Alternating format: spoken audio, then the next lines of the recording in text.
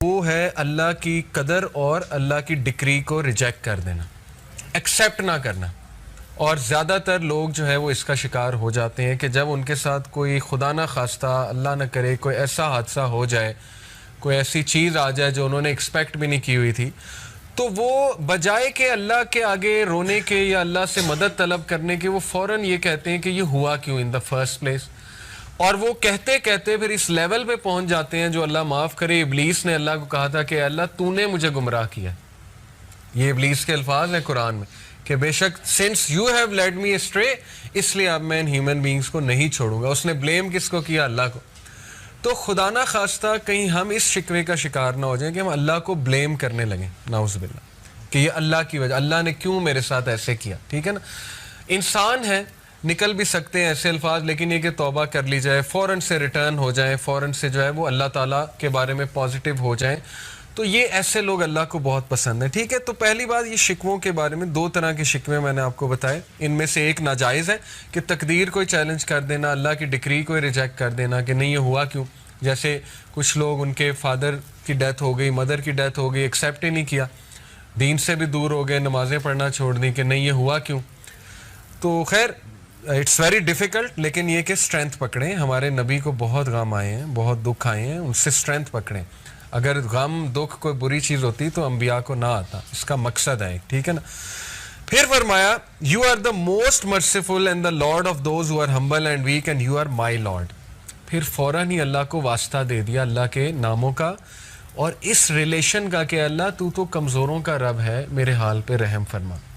ایسی دعا اللہ کو بڑی پسند ہے جس میں اللہ کے کوئی نہ کوئی ایٹریبیوٹ کا ذکر ہو کہ اللہ تو غفور و رحیم ہے، اللہ تو راستے کھولنے والا ہے، اللہ تو جبار ہے، تو مسلط کرنے والا ہے، اللہ تو کن کا کلمہ کہنے والا ہے، میں تیرے کن کا منتظر ہوں. ٹھیک ہے نا، اس طرح کے الفاظ جتنا اسپیسیفک ہوں گے، جتنا اللہ سے ڈیٹیل میں بات کریں گے، اللہ کے ایٹریبیوٹس کا اللہ کو واسطہ دیں گے، اللہ بہت خوش ہوں گے. یہ تو کئی اس پہ واقعات آتے ہیں. ایک واقعہ آپ کو سنا بھی دیتا ہوں، یہ ہلیۃ الاولیاء غالباً ایک کتاب ہے، اس میں مینشن ہے، اوتھینٹک واقعہ ہے کہ ایک شخص جو ہے وہ صحرا میں اکیلا تھا. یہ میرا خیال ابن حجر نے غالباً کوٹ کیا، میں بھی مجھے نام صحیح سے یاد نہیں آ رہا، لیکن اینی وے واقعہ اوتھینٹک ہے. اس شخص کو صحرا میں ڈاکو مل گئے اور وہ بینڈٹس مار دیتے تھے، قتل کر دیتے تھے، بڑے خطرناک بینڈٹس تھے. تو وہ جب بینڈٹس نے اسے گھیر لیا تو بینڈٹس نے کہا کہ ہاں جی کیا آخری خواہش ہے، یہ تو تمہیں پتہ ہے مارنا تو ہم نے تمہیں ہے ہی، چیزیں تو تمہاری لے کے. تو اس نے کہا اچھا مجھے نا 2 نفل پڑھنے دو.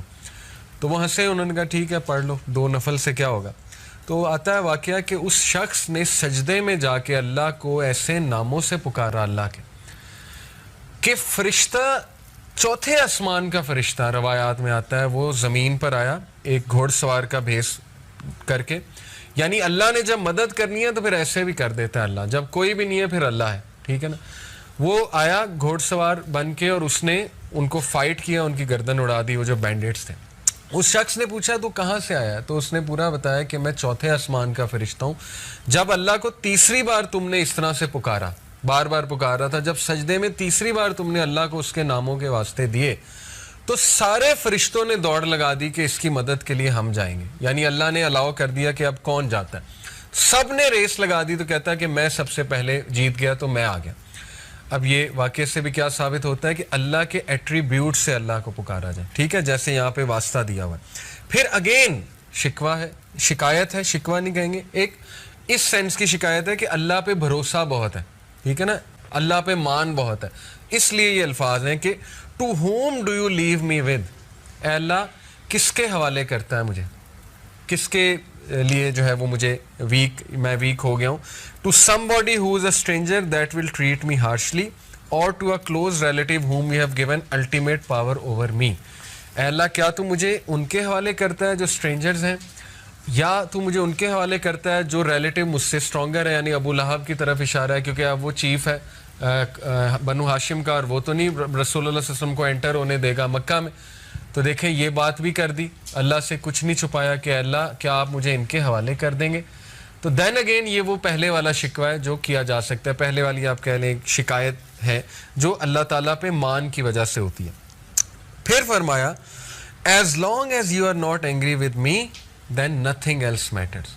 اگین اللہ کو یہ فرما دیا کہ اللہ جب تک تو راضی ہے میرے رب تو کچھ بھی نہیں میٹر کرتا. یہاں سے ثابت ہوتا ہے کہ یہ دعا کا کرکس یہ ہے کہ اللہ یہ سب کچھ جو میرے ساتھ ہو رہا ہے تو کیا ایسا تو نہیں کہ آپ مجھ سے ناراض ہو گئے. یہ ہے اصل میں کرکس, ٹھیک ہے نا. یعنی اتنی ہیوملٹی اپنی زندگی میں ہیوملٹی لے کر آئے.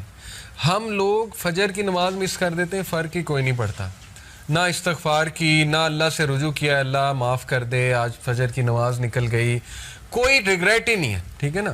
انبیاء کا لیول دیکھیں. حضرت نوح نے کتنے سال دعویٰ کیا؟ 950 سال, دن رات لگے رہے.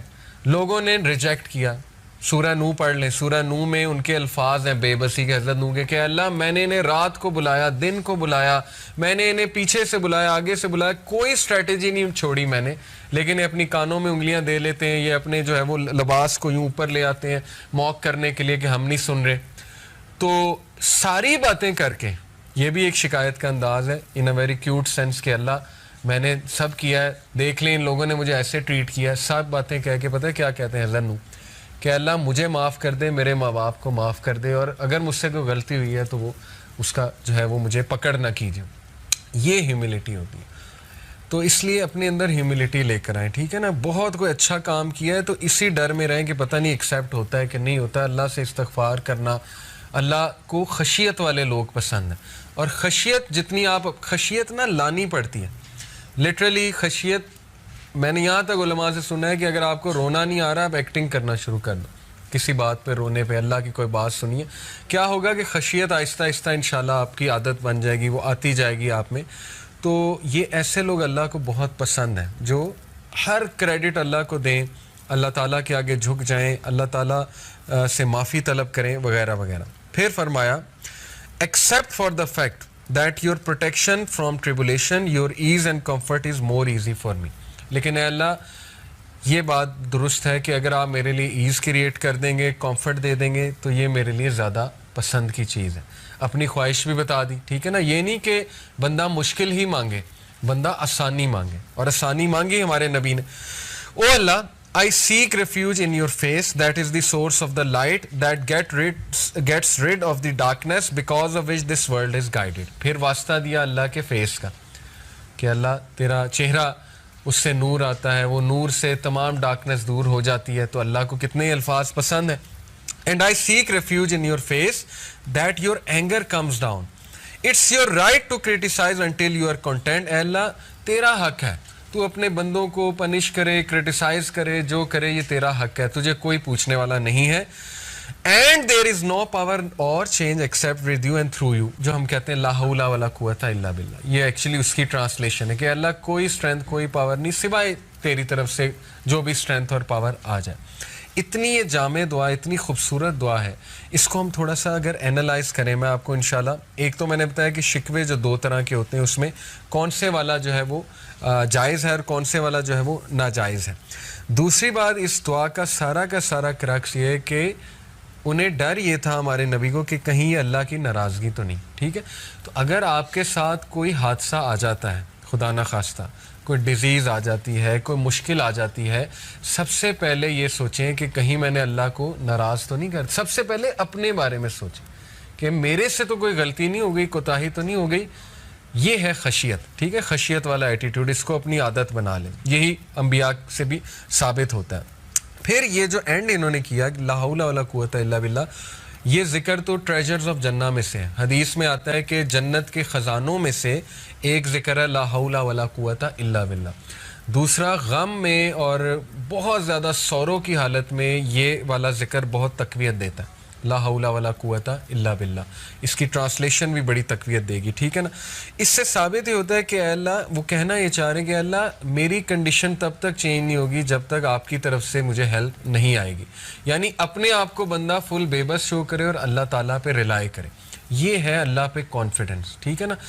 ہوتا کیا ہے کہ ہم سب سے شیئر کر کے پھر اللہ کے پاس جاتے ہیں, تو ظاہر ہے اللہ کو, اللہ کی غیرت ہے, اللہ کو شاید برا بھی لگتا ہو کہ دیکھو سب سے شیئر کر کے اب میرے پاس آ گیا.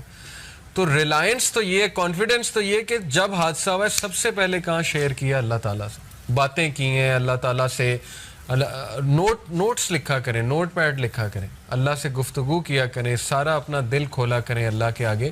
اس کو عادت بنائیں, یہ بہت امپاورنگ چیز ہے, ٹھیک ہے نا. اور یاد رکھیں کہ دیکھیں جیسے حدیث میں آتا ہے نا کہ جب بندہ سورہ فاتحہ کی تلاوت کرتا ہے اللہ رپلائی کرتا ہے.